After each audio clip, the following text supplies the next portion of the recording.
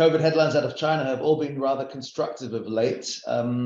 There are clear signs that public policy has shifted towards no longer zero tolerance and restrictive measures, and a realization that, probably guided by their chief medical scientists, that this particular variant of Omicron that is running through the population a lot faster, I think, if you just go by the small sample of my own colleagues in China, many of them have it right now. They all know somebody in their family or in their close circle of friends that has it, and that's across 3 different cities.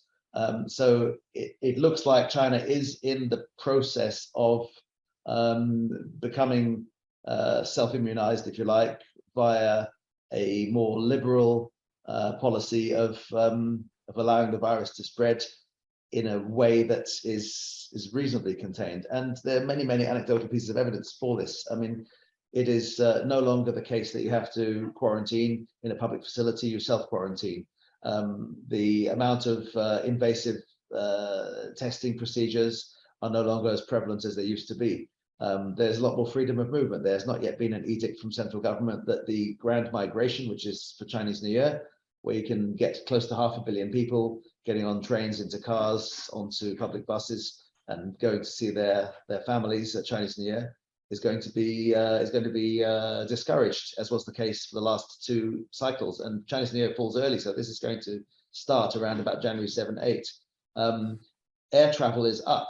Public transport has been made free of charge in certain cities. China Eastern came out with a headline today that they have 1,380 scheduled domestic flights. That compares to only 540 odd flights on the 1st of December.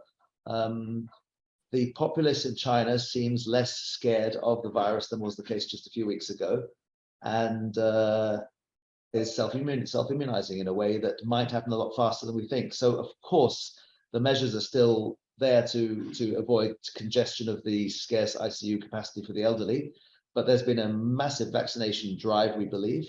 China's population is much more heavily vaccinated than was the case for any other major economy.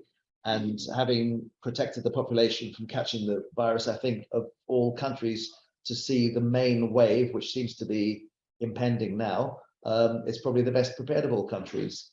And as such, it stands a reasonable chance of not suffering the same toll that was the case in many other large countries. So with that degree of confidence in the economy, we have colleagues in China suggesting that international inbound air travel in China could be a reality as soon as Q2 next year, which was not in most people's balances and supply-demand predictions going forward.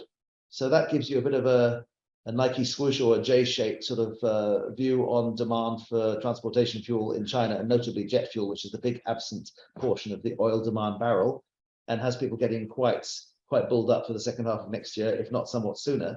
But in the near term, of course, one still has to be cautious because the public has been conditioned to self-isolate, to distance themselves, and to avoid getting this virus if they can. So we also have to bear in mind, it's not like Christmas in Europe in 2020, 2021, when you couldn't stop young people from partying and creating extra super spreader events. So fingers crossed, this particular variant looks like it's not going to be of too much concern. And yes, I stand by my relatively upbeat and bullish stance on China. I've always been at that end of the spectrum, and I stand by it.